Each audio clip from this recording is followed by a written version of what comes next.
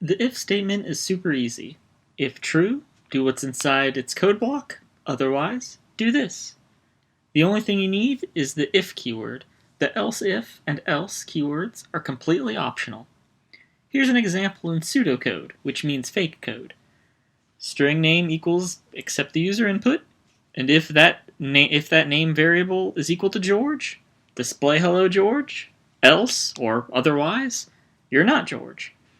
So in the simple example above, the name variable will accept the input from the user, and if the user types anything other than George, and it's usually case sensitive, so all caps wouldn't work, for example, it'll do what's inside the else statement instead. I would normally follow this format: if, else.